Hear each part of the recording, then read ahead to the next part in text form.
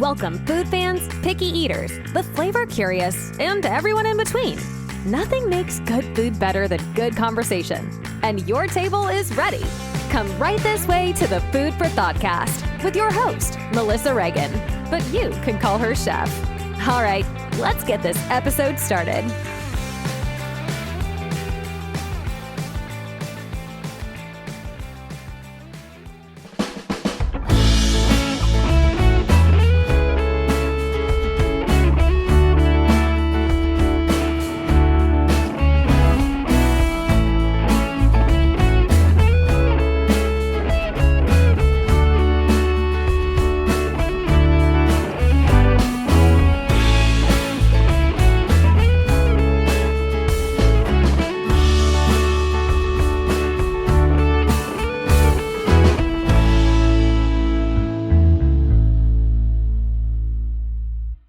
Hey there, food fans. Today's guest is John Sexton, a fellow chef, definitely a food fan, and a member of the business on the distribution side.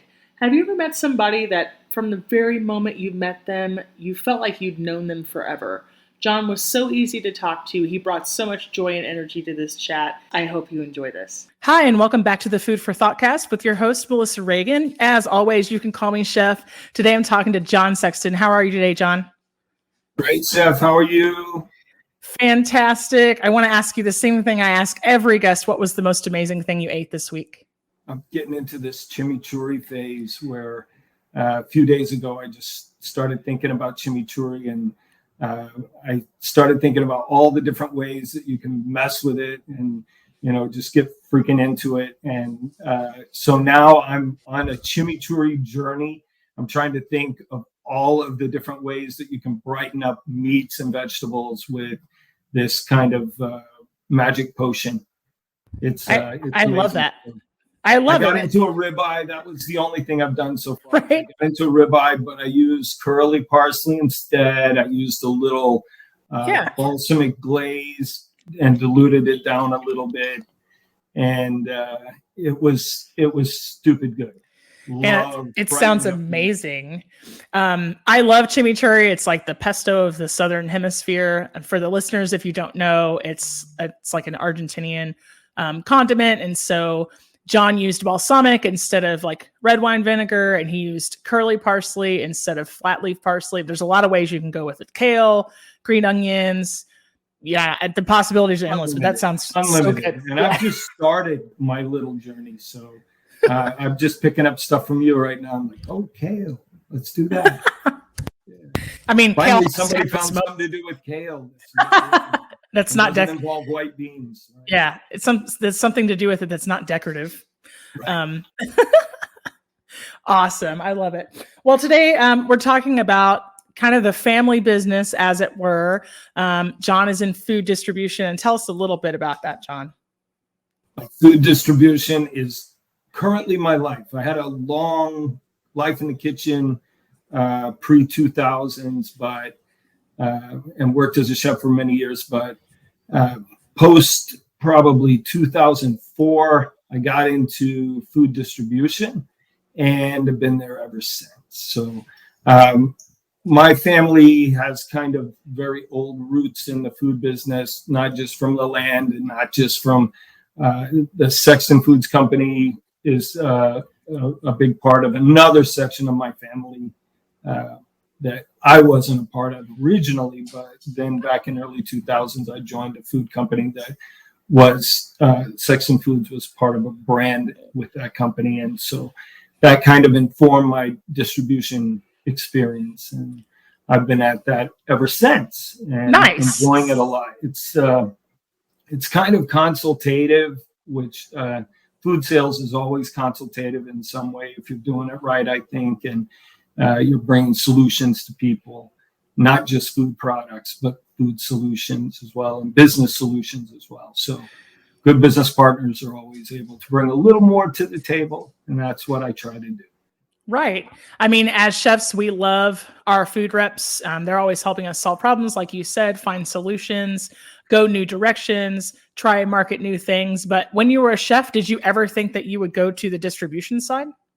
I never thought it, not for 1 second. I was just 1,000% committed to, put my whites on and live in my whites and never leave the line. And I did actually live in a restaurant at one point. I literally didn't leave for a couple of months at a time. They were building a restaurant and making it work.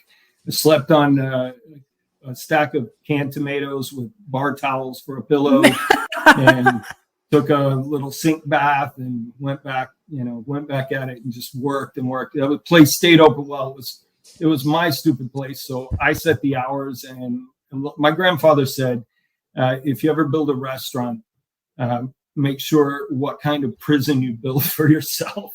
Well, I apparently didn't learn anything from that, because I opened for breakfast, lunch, and dinner 7 days a week. Oh, man. And I found out really soon that's a horrible decision for a restaurant, your first restaurant. And so it was a learning experience, but sleeping in the place for 3 months, I learned really fast. You shave back some of those hours, cut some day parts, hire really creatively. Right. It was something else. It was a big learning experience on limitations. Openings are so crazy. I once heard somebody compare a restaurant opening to like pregnancy and then birth. Like, you're working on this thing that's your baby for 9 months, and it's countless sleepless nights and all these hours.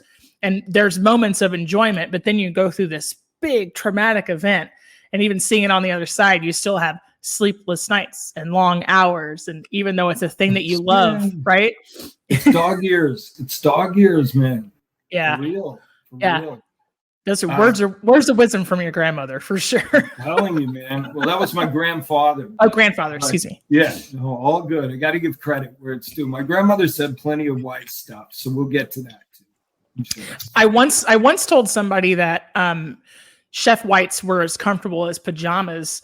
But I think when I said that at the time, I didn't understand the context of, like, I would fall asleep in them from time to time. I didn't envision that happening until it did. Yeah, you don't want to sleep in them once you've already cornstarched everything. You don't want to sleep in them with that. I'm telling you. Tell me about where you grew up and what are some of your fondest food memories? So I was born stateside, and my father was military, so there was a little bit of traveling, and spent some time overseas, which informed a lot of my food experiences as well.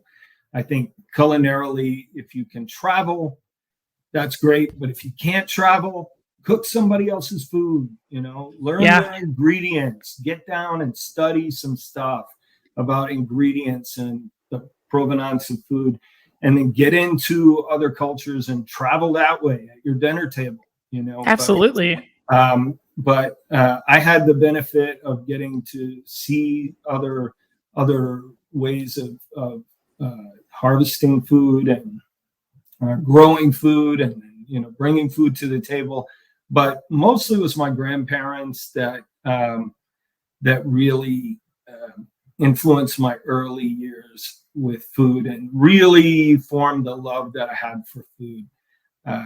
My grandparents were super people of the land, farming, and they spent 90% of their time during a day was getting something from the land onto the table, right? By the end of the day, or putting it away and preserving foods, a lot of canning, brining, salt preservation.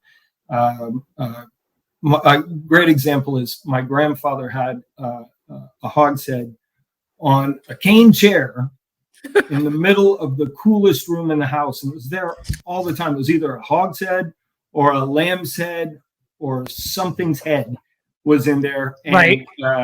Just curing in the air, and we were encouraged when we were walking through to take our little pocket knives that he gave us for that very reason and just carve off some slices and put them in our little pockets, and that was our snack for later. That's crazy.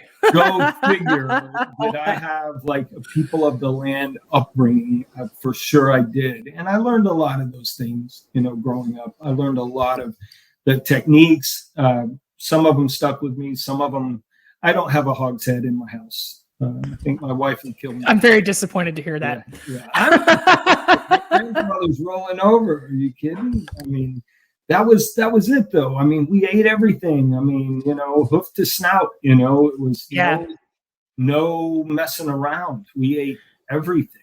Well, it's no waste. It's very different from my generation right now. I mean, there's definitely movements in the industry where we're getting back to like utilization of an entire animal or even every part of the plant, right? Like roots and the top leaves and the peel and the skin. How much broccoli can you get out of a head of broccoli? Like all of it. You eat it all, Yeah. And I'm like, and you peel the asparagus stems, and you got, down to a point, you get a cauliflower. I mean, the leaves off of cauliflower. Yes. Amazing. And I go to the Asian markets and I'm looking at, Chinese cauliflower and how much of the plant remains there. They didn't cut it off short. Yeah. It's there. What's a floret? They don't know what a floret is. Exactly. They're Exactly. using the whole thing. And I just love it. I mean, with broccoli, I mean, my God, you can cut those things in almost like little potato chips and put them in things, and they're delightful. The broccoli stems make a really good addition to soup too. And I think a lot of people don't realize that, but they're really, really good. It's kind of like they're kind of woody, but when you peel them down, it's kind of has this really delicate flavor, almost like a leek, I think. Sure. Yeah, I'm with you on that. I think that use the greens from the, if you're buying produce and it has greens on it, you paid for it. Exactly. They charged you by the pound. Yeah. Or if you've bought, an entire chicken, everybody should know how to break down a chicken. And if you're buying the entire thing, you're already saving money, and then use the bones. Like, that's what it's there for. Yeah. Please. Yeah. I've always got something in the freezer that I've taken the bones of something and boiled it down and made something. Yeah. Bits and bobs. I've got bags of bits and bobs for throwing on ramen, and I've got whatever I could pick off after the bones were boiled, pick it all off and bag it up. And my wife says, "What are you doing with that?" And I was like, "Don't worry about it. You'll never know it's in there." I make this will sound a little bit weird to some people that maybe aren't animal people, but I don't throw away bones. I use it to make bone broth because it really makes like a very inexpensive dog food topper. And at least like what's in it, and it's good for them too. So yeah. I don't share it with my dogs, but if I did, right. I make bone broth and I put it in the freezer, and then I'm really stingy about it. I drink it myself. Yeah, it's so good. It's a meal replacement sometimes. I don't know. I mean, from being in the kitchen, I haven't gotten any better at feeding myself. Being in the kitchen, I mean, if you don't sit down for family meal, I mean, if it wasn't for that, I would have starved to death long ago, right? Yes. But nowadays, I mean, I went through the whole day today and ate like a piece of toast this morning. It's ridiculous. It happens. It happens that it's so bizarre that people who love food, it's their entire life and it's their passion. We can eat so crappy a lot of the time. I was telling somebody a couple weeks ago that I had gone grocery shopping, and I looked at my cart and it was like cuties, like the little, nectarines, and it was lunch meat and bread. I was just like, what? Are you a 12-year-old child? Like, what is this? It's expediency, right? It's fast. Expediency, right? It's fast. So easy. I mean, I got packages of ramen because I'm too lazy to make it the right way, and then but I have the broth in my freezer, and I could make my own, but instead I'm going to make a packet of ramen, Right. And sometimes you don't want to have to work so hard for it. Sometimes you work too hard already, right? Yeah. I mean, I know being in the kitchen, sometimes you're just tired of working, Well, I always joke with people. I always joke with people that a family meal isn't something that I can eat standing hunched over a trash can. It's going to take too long. No thanks. Yeah. That's it right there. God, memories. Love it. Yes, ma'am.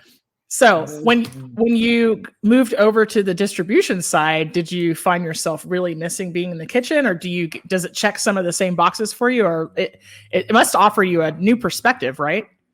a totally new perspective, but a lot of the same stuff. And, being around food people still, that floats my boat, right?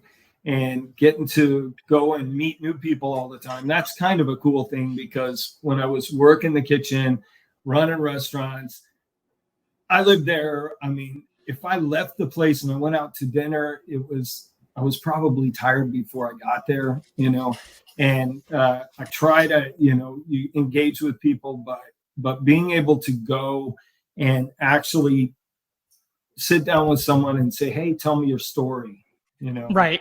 Why are you doing this crazy thing you're doing? And, your entire family works here, and you're growing and building more restaurants, and it's super exciting, but why are you doing it? And just finding out the story. That's kind of I don't know. It's almost not a job, to get to go do that, and interview people. Basically, you're doing it. You're interviewing people. This is checking a box for you, right? It is, because with the speed of every day in the kitchen and everything else, it's you miss out on making those connections. So with you being in the distribution side, I mean, you were talking about going out to eat after a shift. It's rough because you don't have brain power left after 12 hours. Like, then you have to use all this executive function. Like, you're like, now I have to decide what I want to eat. And I'm really too tired to eat. So all the fun is out of this time, on let's go out to eat day. She's like, where do you want to go? And I'm like, I don't know. I don't know. It's like, she's please. Like, why you know all these restaurants and all these chefs? And I'm like, man, of course, I just can't make up my mind. And also, I've been thinking about them all day, and now I don't want to think. Or some of them I don't want to see today. Yeah, God absolutely. bless them, but they wore me out. Whatever, not really, but it's so much decision fatigue. If you've already made 28, business related decisions in the day, and they were all like either money or personnel related, right? And the last thing you want to do is think about like, where do I want to eat, or what do I want to eat? It's just like, I just kind of want to go to sleep. Like, you learn really fast how much and why we value personal and private chefs so much, and why that they have like the cake jobs of the industry, for when they work for the people who can afford to pay them. Yeah, absolutely. Because I swear to God, the minute I get that rich, I'm hiring someone brilliant, and I'll never let them go. And I will hang out, and they will get sick of talking to me about food, but it will be their job. Right. There'll be a captive audience for you to talk to about food. They'll be like trapped there by a paycheck. A golden cage, but it will be right. Exactly. I mean, I'm super envious of private chefs, but almost I don't know. I feel like I need an organization to push behind and need that camaraderie. Sure. I think I have that too. I mean, yeah. I had a catering company early on that I loved, and just I really loved. Cuisine du Monde was the company, and it was a minor company, minor blip in the. I don't know that I ever made enough money to live on, but I was blissfully happy, and it was pretty close to being a private chef, because I worked like functions like business luncheons for high-powered execs, and there were regular contract lunch for 4, and I'd go in and figure out how to make hollandaise in a freaking microwave. That's a trick. Have you ever tried to do that? Oh man, I have about 10 hollandaise methods up my sleeve. Like, it's always fun when you pick up a new one. You're like, yes, this is amazing. Another tricky way to do that. Yeah. But making it in the micro, that almost broke my brain, but I figured it out. It broke my brain, but it was so exciting too. Once I figured out, like, okay, if you microwave it this long, it'll basically clarify itself, and you gotta be really careful about pouring it out of the container. And then the first time you put it in the blender and it works, you're like, I'm a genius. I can't believe I did it. I can't believe I did it. Yeah. And I picture, every chef instructor that I had in culinary school just crossing their arms, shaking their head, maybe one of their eyeballs like starting to twitch, watching me do this, because they taught me, into bain marie with a whisk, like, That's the only way. What about when you don't have a freaking heat source that is not a microwave? Yeah. I mean, so I've shown up to a couple of caterings where they said they had a full kitchen and it was literally a coffee pot and a microwave. You have to make magic happen. Yes, you do. You have to. And there's no back. Because probably you were running late because you just came from the breakfast to the lunch, or whatever. Yeah. So, yeah. Sometimes you just have to make magic happen. I constructed basically like a camp stove out of a large sautoir and like sterno cans one time because they said they had a stovetop, but they didn't. And I was serving mussels and I was like, the show has to go on. I have to figure this out. I love it. It's terrible. Yes. You did the hell out of it. That's awesome. I'm telling you, the number of times I had to Iron Chef my way through a catered function, but, never let them see you sweat. There's no crying in the kitchen, whatever. Right. Whatever. Yeah. Whatever. Yeah. I mean, there's crying. It only happens in the walk-in, though. It's not in the kitchen. Yes. But there's screaming, too. There's screaming, kicking. There's crying. There's throwing things. I mean, I think the industry as a whole has become a lot kinder and gentler, but those of us who came up in the days where it wasn't, we remember. Oh yeah. I've dodged knives like darts coming. Yeah. Soup, plates. Oh yeah. Yeah. Name it. Name it. Yeah. There was a whole generation before this where they didn't know they weren't supposed to be doing the stuff they did. They had no idea. Right. And now that people know better, I think they're hopefully doing better, but it feels like we're getting to a really good place kind of post-pandemic where companies are starting to treat people well. I don't know if you're noticing that on your side either, but there's an awareness, There is a lot of awareness, and I think the industry kind of was forced into compliance with that. But look, people's well-being is critical mass to everything that gets done. And let me tell you, do you want to have, the best quality products? Then have the best quality environment, because we all know people who love food know that food that's made with love is better than food that's not made with it. Yeah. That's, people loving what they do and being, and feeling empowered when they do it, they make better food. Yeah. And if somebody's not worrying about something being thrown at them or being yelled at relentlessly, and I won't say, I can see both sides of this, right? Like, I won't say that I can see both sides of this. I won't say that the things that people went through in the industry weren't character building on some level, but I think that we're smarter about how we do that now. Oh, absolutely. Absolutely. 1000%.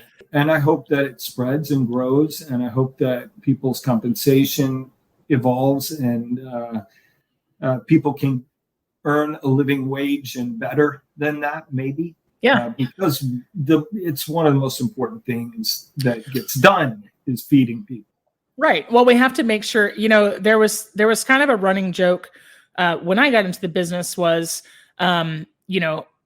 people are born, so we need doctors, right? People die, so we need funeral directors, and people always need to eat.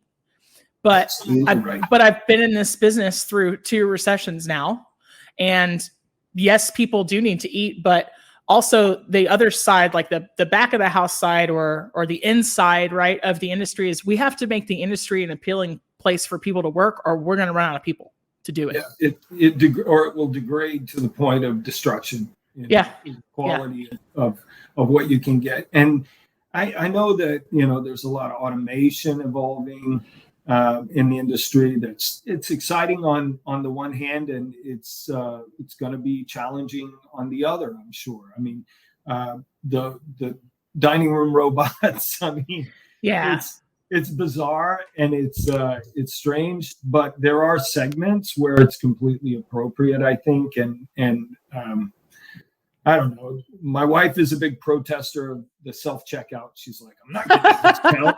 They can check me out. And I'm like, okay, but you know what? I'm not going to lie. I get like a tiny bit of enjoyment out of, I take my reusable bags and I have a little me time. Like my grocery store time is my me time. And not everybody shares my love of that experience, but I like, spending a lot of time picking out the produce and like being very picky about how it's bagged. And I kind of don't care that I have to do it myself because I get to do it my way. So absolutely right. I enjoy bagging my own groceries almost more than picking, and I love picking up produce or a piece of meat or whatever. Yeah. But I like all my stuff to be just so. I'm a bit of a control freak, And I think a lot of chefs are very like type A in that way anyway. That's why we're used to running organizations and people and designing things and, I won't say controlling things, but managing details, right? And so controlling the controllables, right? I mean, sure, the things that you can control. Identify you actually have charge of, and you say, I'm gonna make sure this is right at least, Yeah. At least soldier through, right? Right. Yeah. At least these 3 or 4 things that I can control, I'm going to do that today. And then whatever comes at us, I know that, I've set everybody up for success, and then here we go, Right. So, that is a fact. Yeah. There's a lot of chat out on the internet right now about, I think chat's an interesting word that I just said there to describe this, but there's these AI, chat GBT and like all these things that they're seeing like how artificial intelligence can write movie scripts and all sort of things. But I think you made a really valuable point early on in this conversation about how when food's cooked with love, you can really taste it. And I think we would lose that component if everything were given over to automation.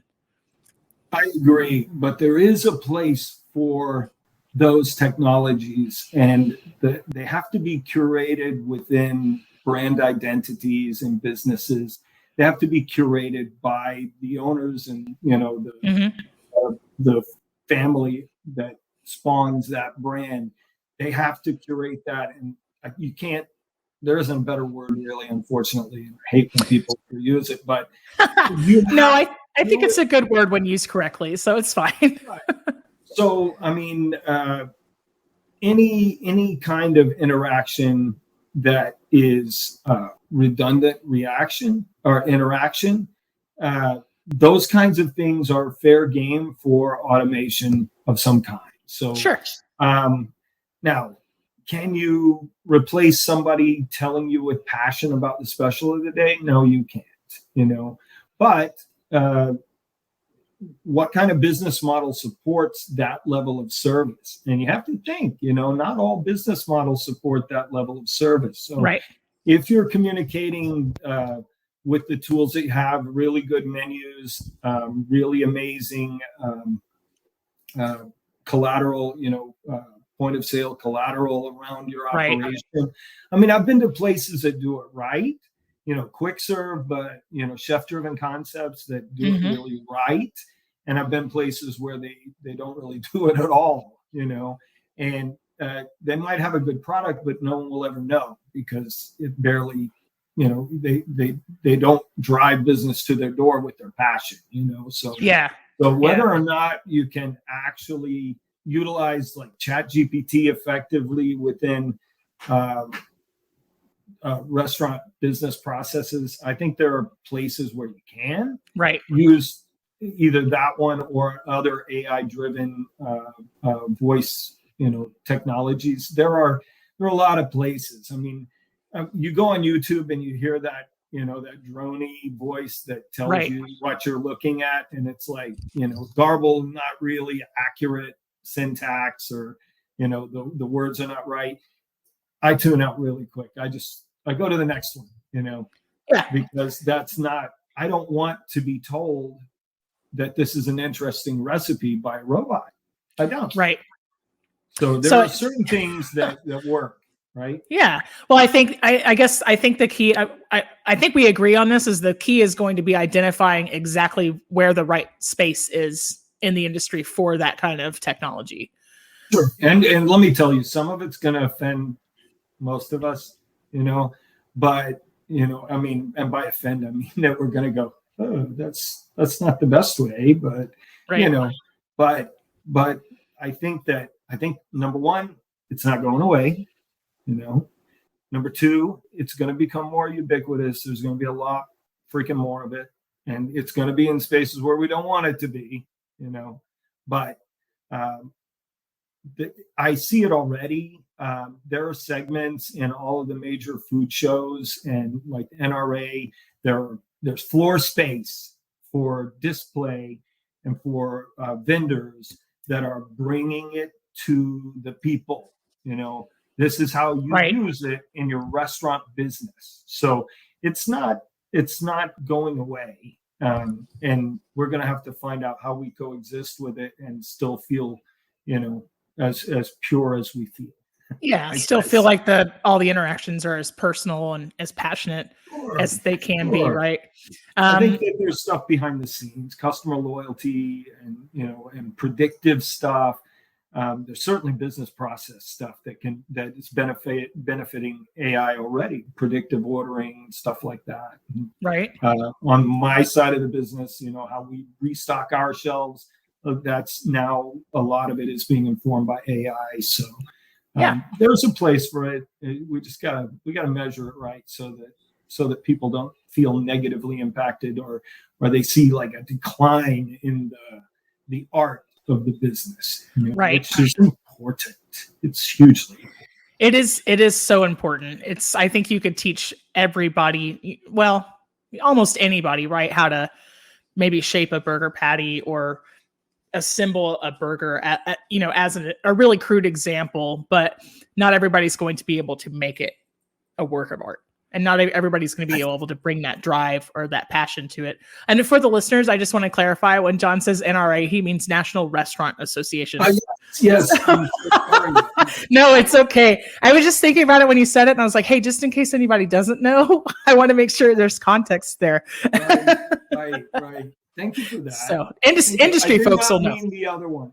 Yeah, industry folks will know. But yeah.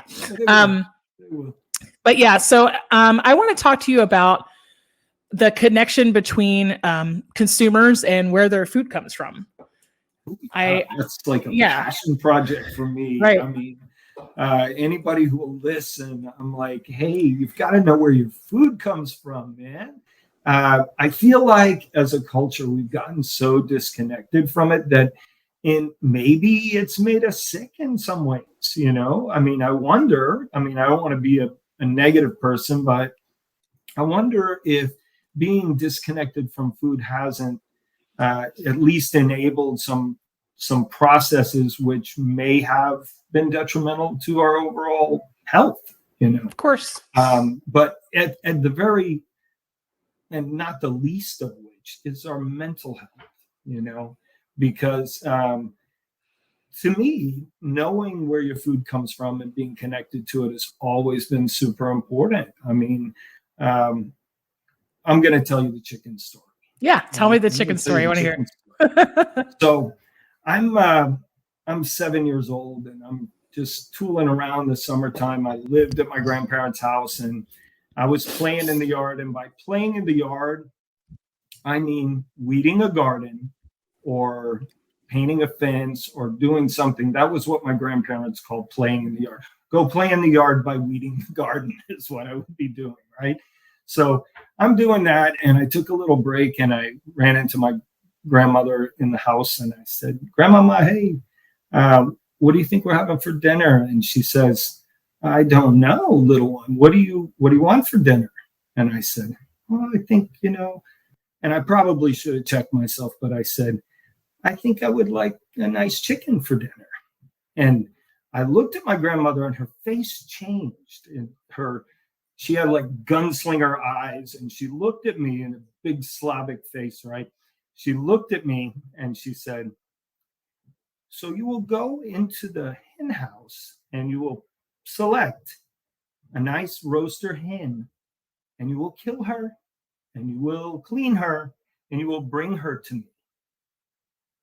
And we will have chicken for dinner. And I was like, and I I've been around the farm for a while, I knew what it was like, but haven't done it all by myself. And did you grow up on a farm? Well, it was everywhere we went was a farm. Even if they just had like a suburban yard, there was a garden, there was a hen house, there was probably a secret pig and a milk cow no one knew about. It was maybe not legal to have. Sure. Seriously. But yeah, there was at one time my family had a farm, and it was wonderful life, and it was Yeah. truly just awesome. But everywhere we lived, we had that experience in one way or another. There was hens Right. and eggs. There was a milk cow. There was some, it's like, like, hey, to the cow, don't move too loud because we're not supposed to have you here. But, Right. Keep but it quiet. it was the greatest. And the neighbors, they would get eggs or whatever. Right. And we had rabbits. That was the other thing. Hundreds of rabbits. It was ridiculous. But anyway, so my grandmother said, go kill this chicken and bring it to me. And she saw me hesitate. And she said, and if you don't, you will eat potatoes in my house for the rest of your life. Oh, wow. And I was like, oh, I'm killing a chicken. That's what we're doing. So I went out, I did the whole thing, and I brought her this chicken. It was a wonderful, meal. But I participated start to finish. And I felt that, and at that time, I was like, oh, I became a man, that day at 7 years old, but whatever. But I think that the disconnect where we don't have those experiences now. And I did tell my wife later, as my young daughter got older, I asked my wife, I said, this is how I was brought up. And when will Simone have to kill her first chicken? And my wife said, you're not doing that. You're not doing that to our daughter. And okay, so we didn't do that. So I broke the sacred chain of connection to the land. But it's been important in my household to at least in whatever ways are available to me to share that connection. To the land. And for me, it was, growing up that way and having these food experiences that were very old world. And, we spent the greater part of the day getting things from the ground onto the table, so Right. that we could eat them. And then the next day we were doing something else. And over a period of a cycle of seasons, we were doing different things to the same purpose, to the same end. And those things were, traditions that have evolved in our cultures over millennia, right? Right. And then in a generation or in a couple of generations, we've become completely removed from those experiences, right? So how many people do you think have a garden? Yeah. There are a lot of people have gardens, and there's a resurgence in community gardens and stuff, and that's amazing. But how many people have a garden? Or well, and I think it's funny too. You can research like the Victory Gardens, right, from World War II, and there were guides given out by I think the predecessor organization to the USDA at that time, but there were guides that the regular urban dweller could use to say this many square feet times this many square feet of dirt will give you this much food. And the idea is that you would be able to feed your family for a year because of rations. Right. But I look at that now, and I look at like the quality of the soil that's in the suburbs or in the city. And whereas back then, we didn't have all the ground chemicals and there wasn't all the construction and life has to go on and all that, the innovation and invention and everything, like the furthering of, industrialism and technology, all those things are really important. But now there are just patches of dirt that are nutrient bare that if you had to rely on to be your only source of food, it would almost cost you more money at startup. Right. Because sure. Because for better or worse, like automation, right. Automation and things like that have made it where we don't have to do that. Just look at the last maybe 20 years where we went almost entirely away from putting concrete roadways and real roads. And now we're just slapping asphalt on top of everything. That's the same stuff that's on top of your house, right? Yep. That same petrochemical based terrible stuff. It's plastic, great, for lack of a better. Yes. And so you got these roads that we're driving over, creating asphalt dust that's blowing up into your yard, getting into the ground, getting into all the plants, potentially food that you might grow, right? and your downspout from your gutters. If you have, tile shingles, that stuff's coming down and it's going into the groundwater, getting into the soil, right? So would I grow something in my yard? Yeah, but I would definitely have to spend, to do that. I have some herbs that grow under a light in my pantry, and I love that, and I wouldn't have it any other way. But how much of my house can I allocate, for agriculture, It's just interesting that it would be such an upfront investment to have a quality plot if you were trying to feed, say, a family of 4 for an entire year, right? And that would include, you'd have to do 2 different harvests, and then you'd have to put something in the soil as kind of that in-between crop. Like before you could even do a bumper crop, you would have to sow something like rye or something that's kind of an off season that would put nitrogen back into the soil. Right. And so it's a ton of work. And because we all work a 9 to 5, or in our case, like a 10 to 10, what are you going to do that? Yeah. And if you had to rely on it to live, like we would all starve to death, it's crazy. But guess what we do instead of doing that? Mm-hmm. Right? Even with the few hours, and especially people in our industry, we're like, I'm not growing a garden. I work 12, 15 hours a day, and the hours that I have left are for television and sleep, or something, we don't all do that, but I mean, pushing ourselves up against our jobs and careers and the fast pace of life takes away something significant that we should not ignore. And I think, I don't know the correct answer for everybody. I know what the answer is for me. I take every moment that I can to engage with something, learn something. I try to spend time learning. And do I spend time watching TV? Yeah, I probably watch more TV than I should. But and those are my exhausted days when I come home and I'm like, oh, I can't do anything. Oh, what's on TV? And I'm like, oh, right. And I do that, and I'm guilty of it. But my aim is to make quality food. And that's one of the things that I do. The other thing is talk to people about quality food and why it impacts, and also the land, and why that impacts the very important part of our health, that it does. I think when we disengage like we have over the last few decades, maybe even 100 years, where so many people have disengaged, I think that we've become unhealthy physically in many ways. And it's changed our food supply because we're not doing it that way. So that changed. And we've got some of the big food industry stuff, which I'm not going to complain about. I actually represent part of that, Sure. But yeah, absolutely. But there is a way, to get a little of both and get back to, and I think more importantly, the mental health that comes with engaging with your food supply and really being humane about it and caring about it.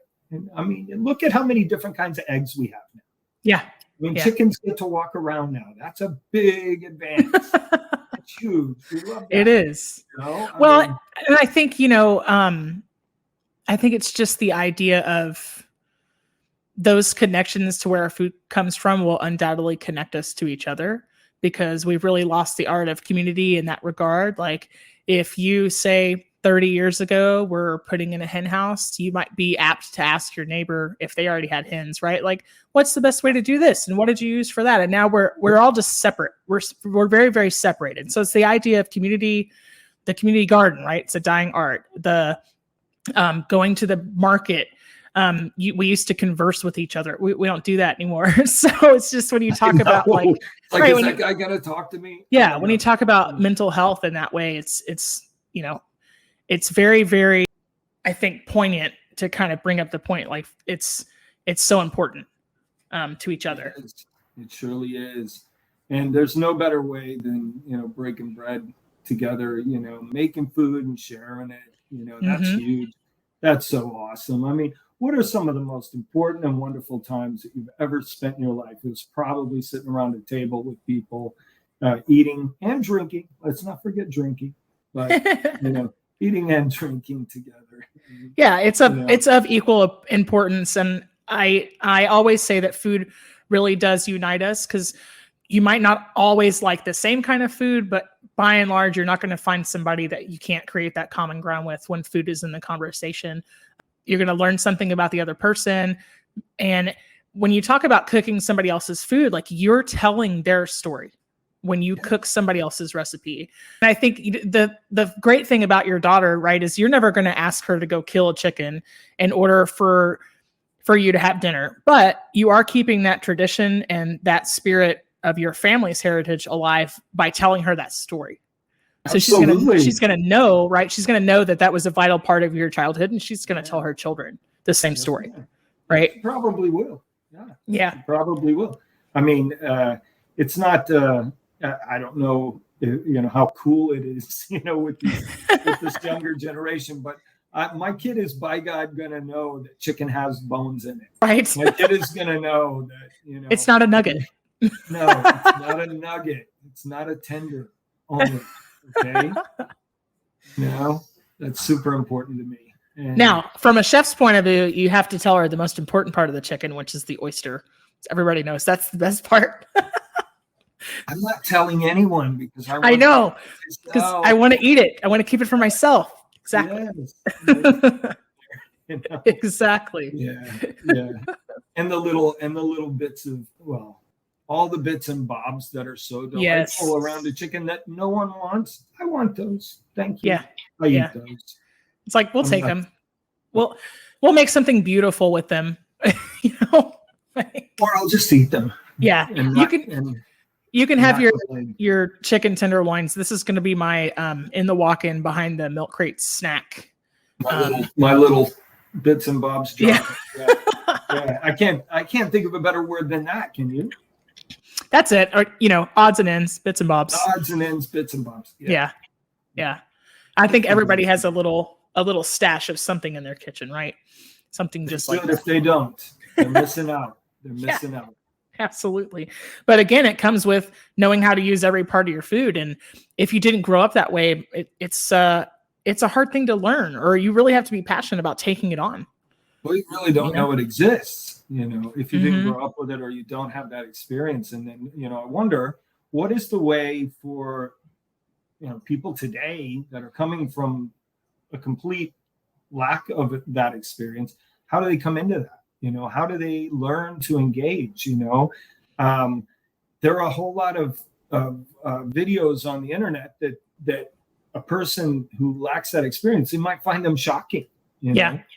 And the reality, I mean, you take somebody to a pho restaurant, and they're gonna, they're like, well, what is tendon? How do you add that to your soup?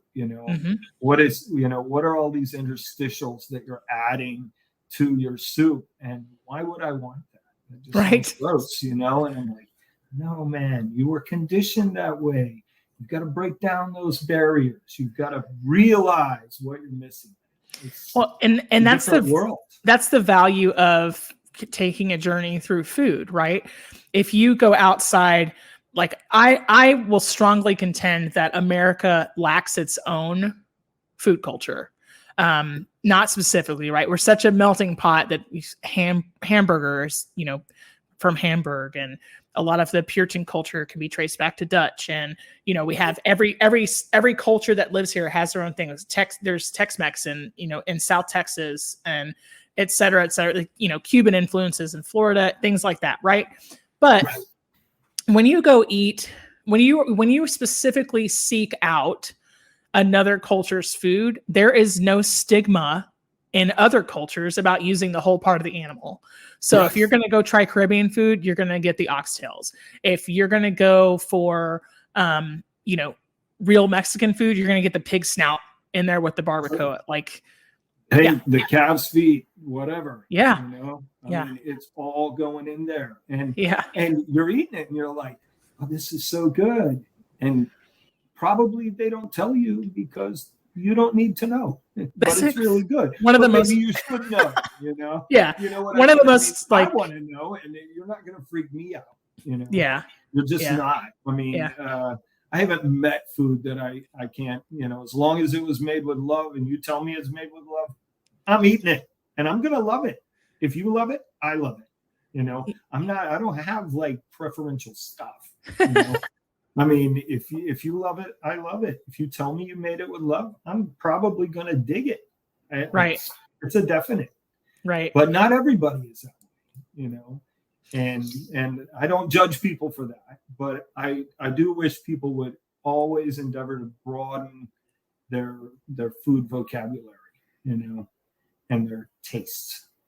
Yeah, I mean, it's not a dig at picky eaters at all, but sometimes it's going to take you trying something more than once to figure out if you like it and how you like it.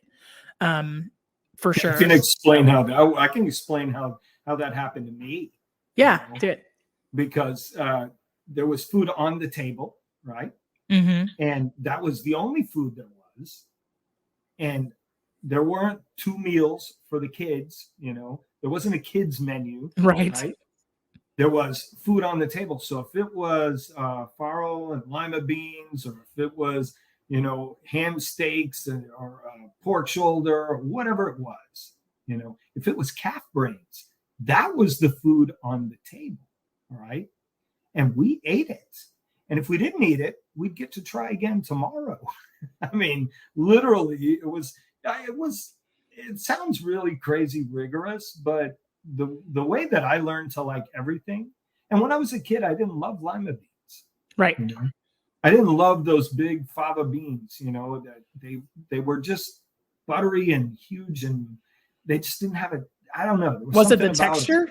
Well, it was that and the crazy buttery, briny, which now it's just making my mouth water. But, yeah, now you're just making me hungry, John. I know. Now I just want freaking lima beans right now. But I didn't love them. But they were on the table pretty frequently. And if I didn't eat them, I was going to bed hungry. So I ate them. And over time, I associate lima beans with home and security. I don't know, you know, and when I get to eat lima beans, and I can't get anybody in my house to eat them, but I will eat them, and I'll make them. Sometimes I'll just get like a 10 of beans and just eat them myself. But, now I love them, and the way that I learned to love them was I didn't have a choice when I was little. And that, for some reason in me, that didn't create a stronger dislike. They won me over. Right. Well, I think on the other side of that too, like, I don't necessarily think there are many people out there that have very specific, like, they're averse to certain textures, or for a myriad of reasons. Like, there's neurodiverse folks that really can't eat some things and just can't enjoy some things, and so on the other side, literally create, like, it's a sound in their inner ear that impacts them and freaks them out, and it's okay. That's okay. Right. It's not a difference. I mean, that you can't overcome with other dietary solutions. Right. And so I think it's like, well, the difference between two generations, right? So I think that as we've become further with, now we have like the vocabulary, the science, and the terminology to say this person has XYZ, not just this person is defiant and picky. Right. And then I don't think the other answer is, forcing people to eat something, but going back to that, but like, and especially kids, right? So toddlers go through food jags. I think it takes them 27 exposures, I read, to really determine whether or not they like a food. It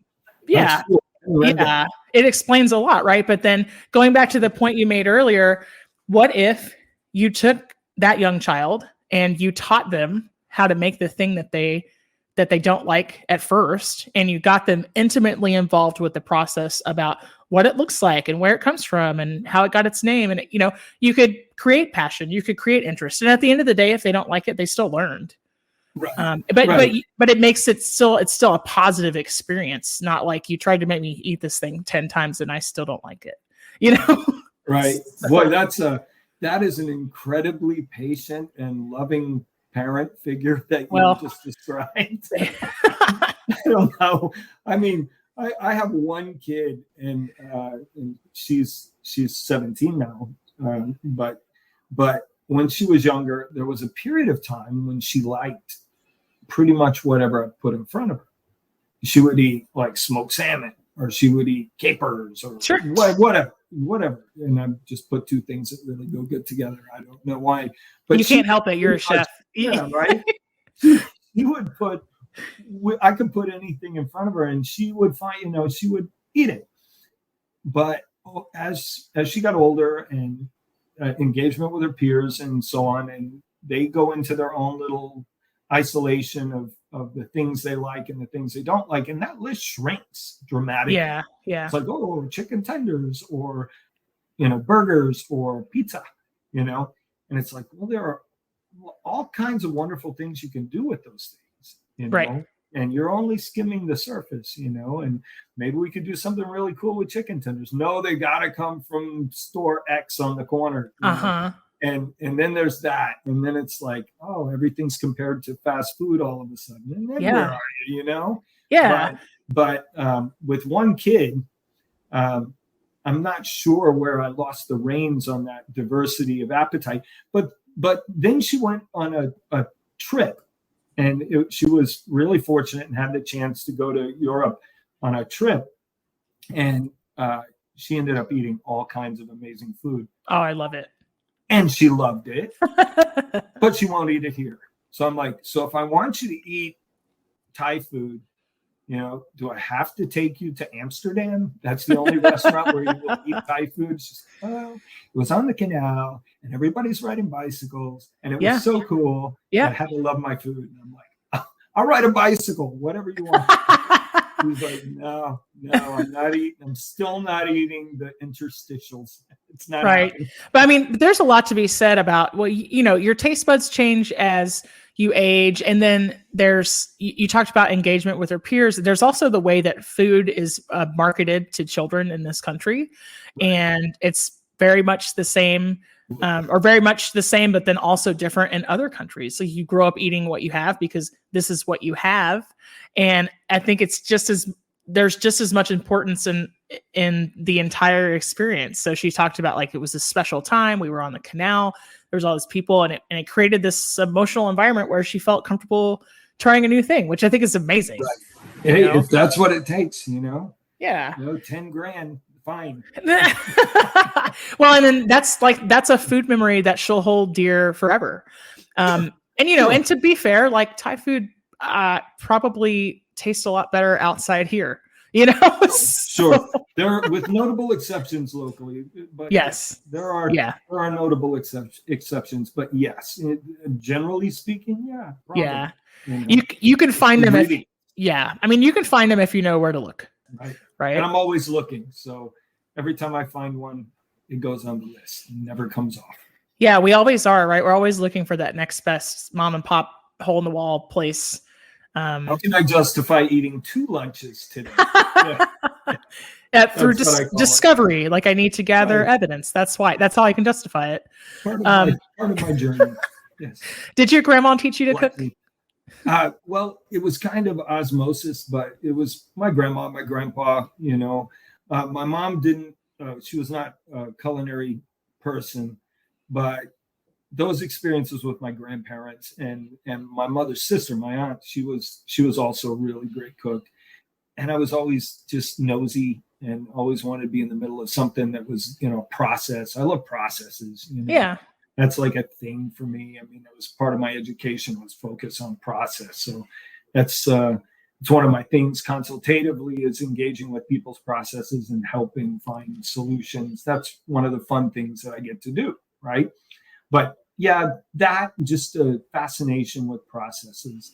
My paternal grandfather was a sign painter, by hand. Sure. He would paint signs, and so he informed my interest in what little bit of artistic creativity I have. He informed that. So at that time in history, and I say history because it was a while ago. At that time, people did learn a lot from their grandparents. parents. The parents were probably out working. The kids stayed with their extended family, right? It was the elders, right? And those people kind of raised the kids in the formative years. So when you talk about, how kids have evolved, in the rearing of children over time, it's changed now. So we don't have that tradition of sharing the oral history, and the food culture of families is becoming a little bit frayed at the edges. And it's important that we dig back in and try to make that a thing again. Yeah. I think it would really be nice if people would really take that seriously, because you want to talk about American food traditions. They exist, but there are big gaps that have been created in a lot of families. So there are fewer and fewer families that have just stayed engaged with the land, and they still, make sausage, and they still, raise livestock, and they still farm. Those are fewer and further between now. So when we're relying on all those people and then chefs to draw that all together for us. So people in the food industry have like an enormous trust that they've been given to bring that education back to people. And you see that with farm to table movement, farm to fork stuff. The slow food movement and all that. Yeah. You see really cool, like there's all kinds of farms and like dude ranch places where they have like host chefs come in and have like a big dinner. And like here we have Bonton. Have you been over there? Bonton. Yeah. Oh man, there's another one that starts with a P. It's in Purdue or something. I think I'll send it to you when I figure it, when I remember. But wonderful chefs from the city that are community people are hosting these big dinners for 20 people or whatever. It's not a big deal, and they're not cheap. I mean, it's like $1.50 a head, right? Yeah. And you drive 2 hours and maybe you stay over, and it's a really cool experience. But then what are you getting for that? Well, you're getting to talk to a chef, you're getting to talk to maybe a winemaker, maybe you're getting to discuss the produce with the person who grew it. Right. The Food Network is helping a lot. And the popularity of that gives me great heart that we're not losing what we had entirely. It's taken a new form, I think. I think it has, but we still need to engage personally. I mean, there are really big gaps there. There's not, there wasn't anybody from my generation in any notable way that was, like I went to high school with, for instance, right? That was like, I want to be a farmer as a profession. It didn't come up, did it? Right. Like you're born into that. We have like Future Farmers of America, and the people will show like their baby cows and goats and things at the state fair and things like that. And those things are really great. Those educational programs are super beneficial, and it teaches the value of hard work, and it builds character. And in some level, where your food comes from. But when you talk about the link between farmers and chefs and how there's a trust given to us, and even food service distribution, like all parts of the industry, right? Not just where the food comes from, but what happens after. You're talking about building community, and you're talking about taking care of people, and whether that's taking care of the earth first, the animals, the vegetables, the fruit, things, etc.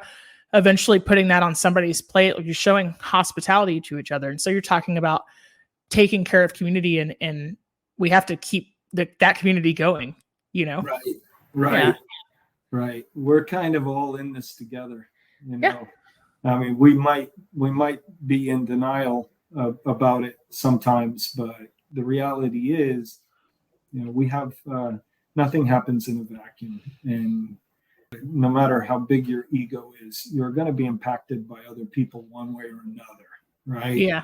So keep it humble, get together, share a laugh and break some bread. Yeah. And it doesn't have to be fancy. Nah. It never does. I mean, I love fancy food. Don't get me wrong. I love upscale food, but ain't it fun? all chefs do, but man, at the end of the day, like just how you were talking about, I actually have some garbanzo beans on the stove right now, and I'm going to smash them up with caramelized onions and eat them on flatbread. Like that's what I'm going to do it. It's not fancy, you know? No, man, the simplest things. I mean, I'm constantly repurposing my leftovers, you know? I mean, constantly. My family won't eat them. I've got to eat them all. One of my great joys is what I'm going to do with my leftovers. I love that. I love that. I'm surprised I'm not as big as a house. You know? Well, it's a hard job, but somebody has to do it. Keep hoarding those leftovers. Yes. Yes. I've had an absolute pleasure talking to you today, John. For the listeners, I'm going to put a little bio up on the website, www.foodforthoughtcast.com, of John Sexton. You'll get to see a picture of him there, and you can click into for more information. We had a wonderful day today. Thank you so much. Thank you. Look forward to hanging out again sometime. All right. Bye-bye. Bye. That's a wrap for today. Until the next episode of the Food for Thoughtcast, make good food, eat good food, share it, and be kind to one another. Thanks so much for listening today. You are part of what makes us special, and we are so glad you joined us. Don't forget to rate, subscribe, and leave a review. Just like food, delicious podcasts are better when you share them with others. Come back for seconds wherever podcasts are served, and we'll catch you in the next episode of the Food for Thoughtcast.